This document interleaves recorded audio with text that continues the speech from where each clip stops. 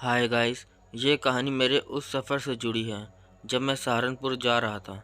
ऐसा क्या हुआ, जानने के लिए आगे वीडियो देखें। मैं देहरादून से सहारनपुर जा रहा था। बस की विंडो सीट पर मेरे साथ एक बहुत ही सुंदर लड़की बैठी थी। लाल रंग का पटियाला सूट पहने हुए थी वो। मैंने चोरी से देखा उसकी तरफ। वो मुझे पहले से ही देख रही थी। मैंने पूछा, आप कहाँ जा रही हैं?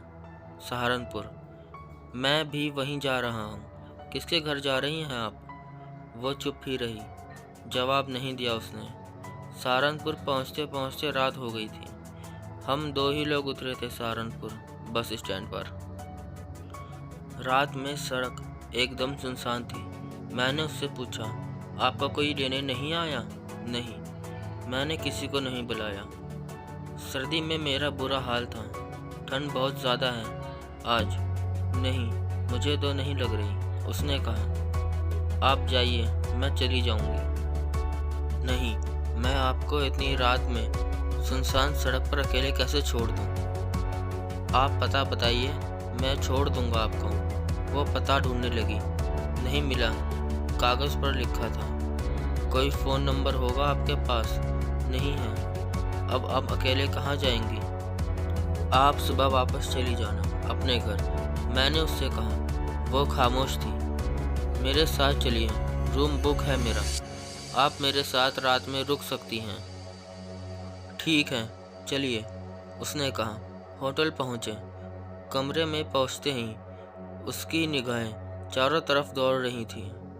कमरे में एक बेड था, एक टेबल, दो सोफ़े, एक पानी का जग, दो गिलास। मैं अक्सर ही काम के सिलसिले में आता रहता हूँ।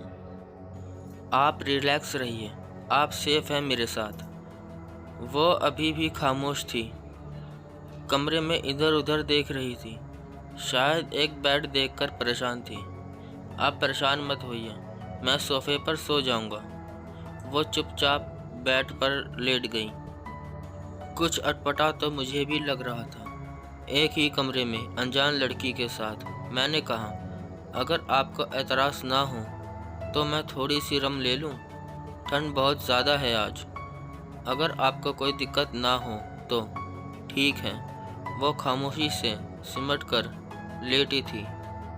2 पैग लगाने के बाद कुछ ठंड दूर हुई। तब तक वो सो चुकी थी। मेरी निगाहें उसके चेहरे पर ठहर गई। कितनी मासूम लग रही थी। उसके काले लंबे बाल बेड से नीचे ज़मीन तक आ रहे थे। उसके होठों की मुस्कुराहट मुझे अपनी ओर खींच रही थी। लाल रंग के होठ, उस पर मुस्कुराहट। मेरी निगाहें उससे हट ही नहीं रही थी। मैंने खुद को बहुत मुश्किल से संभाला। मैं सोफे पर लेट गया, उसको देखता रहा। सुबह जब आँख खुली तो वो कमरे में नहीं थी। मैंने चारों तरफ देखा, बाथरूम में भी देखा, कहीं नहीं थी वो। कहाँ गई वो? मैंने मैनेजर को बुलाया। मैनेजर साहब, वो लड़की जो मेरे साथ रात में आई थी, आपको पता है कहाँ गई? मेरा मतलब है, कोई मैसेज छोड़ के गई है क्या मेरे लिए? नहीं सर, मैंने किसी लड़की को नहीं देखा। आप तो रात में अकेले ही आए थे। मैं हैरान हो गया। अरे आप ड्यूटी पर थे, आपने ही तो रजिस्टर में एंट्री भरी थी। फिर अब क्यों कह रहे हो कि किसी को नहीं देखा? क्योंकि सर आप अकेले ही आए थे, हमेशा की तरह। आप सच कह रहे हैं? मैंने पूछा। सर चाहे तो रजिस्टर देख लीजिए, मैं आपको सीसीटीवी दिखा देता हूँ। मैंने रात का सीसीटीवी देखा। सच में मैं अकेला ही होटल आया था। मेरे मन में डर समा गया। मैं किसके साथ था कल रात?